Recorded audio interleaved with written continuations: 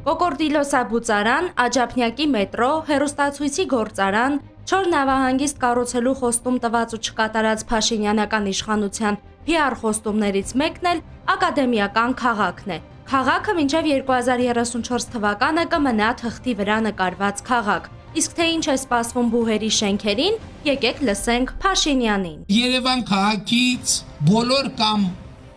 եթե ոչ բոլոր առնվազն բուհերի մեծամասնությունը, քանի որ շենքերը գտնվում են կենտրոնում, այդ շենքերը հանենք վաճառքի, ձևավորված գումարներից Երևանից դուրս կառուցենք քաղաք, որը կլինի բուհական ակադեմիական քաղաք։ Եվ այսպես միայն անցած տարի ակադեմիական քաղաքի նախագծի հիմնադրամում աշխատողներին տրվել է $2 միլիոն աշխատավարձ։ Եվս $1.5 միլիոն պայմանագրեր են կնքվել տարբեր ընկերությունների հետ։ Ինչքան շատ խոսեն այդ ակադեմիական քաղաքի մասին, որը կարելի է ասել այդպես շատ մեծ փուչիկներից մեկն է,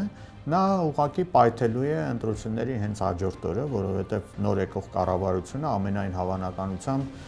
ասելու է, որ դա չիրագործվող ծրագիր է, կամ նույնիսկ եթե իրագործվի,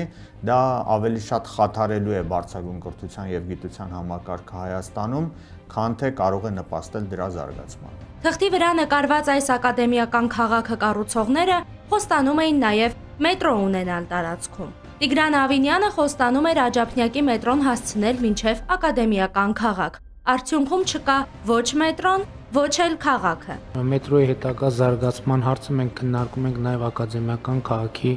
նախագծի շրջանակներում եւ այս առումով մետրոյի Աջափնյակ կայարանի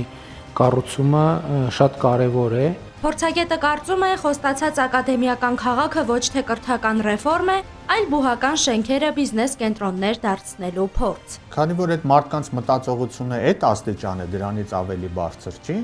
մտածում են, այո, ինչ կարելի անել այդ շենքերը, առավել եւս որ ուսանողների թիվը պակասել է, այո, կարելի է վարձով տալ, իսկ վարձով վերցնողը այնպիսի գործունեություն պիտի անի, որ արդարացնի իր վարձ տալը։ Եվ այդպիսի գործունեությունը կարող է լինել իսկապես օրինակ հյուրանոցային բիզնեսը, ռեստորանային բիզնեսը, ինչ պիտի անեն, հո դպրոցներ չեն հիմնադրելու կամ, չգիտեմ, նոր համալսարաններ չեն կազմակերպելու այդ շենքերում։ Պարզ է, որ պիտի ծառայությունների ոլորտը լինի, որպեսզի կարողանան այդ վճարները տալ, իսկ վճարները գնալ պետական բյուջե եւ մասամբ ծածկի օրինակ, այսպես ասած, ակադեմիական քաղաքի ծախսերը, բայց դրանք ահռելի ծախսեր են։ Փորձագիտական դաշտում համոզված են, սա ոչ թե կրթական բարեփոխում է, այլ պատմական շենքերը բիզնես կենտրոններ վերածելու հերթական փորձ։ Բաժանորդագրվեք Արմատ մեդիայի ալիքներին YouTube-ում, Facebook-ում, Instagram-ում եւ Telegram-ում։